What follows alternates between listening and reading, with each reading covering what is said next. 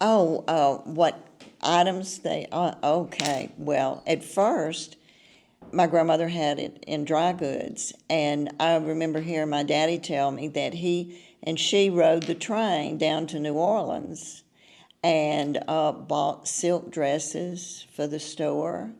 They had, in the dry goods part, they had shoes, they had ladies' hats, they had khakis and white dress shirts, threads for embroidery or sewing. My daddy, even, they had a sewing machine. They still have that sewing machine. Well, he would hem them up, and he was a tailor too. He did it all. So, but they had perfumes, and then the grocery part, they had over-the-counter medicines. Have any of y'all heard Carter's little liver pills? Well, people would come in for that. They had a meat market.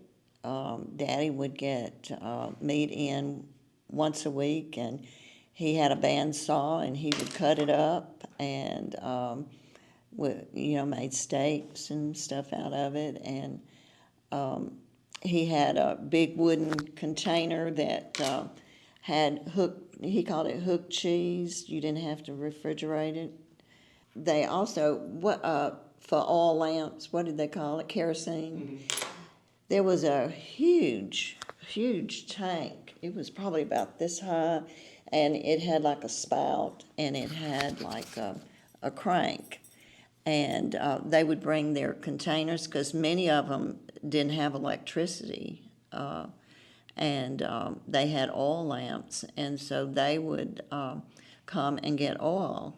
And they had that until, probably maybe about 10 or 15 years before they closed up in 1998, I think, was when they closed. And then they had hardware. They also had a lot of hardware. They had wood stoves. Daddy had all kinds of tools, electric socket, and then of course they had the grocery, and they had general, washing powders. They had canned goods and cigarettes and Coca-Cola. Of course, that was the big deal then. Nehi drinks. They had the best strawberry Nehi drinks. Had a lot of sugar in them then, and they tasted great then.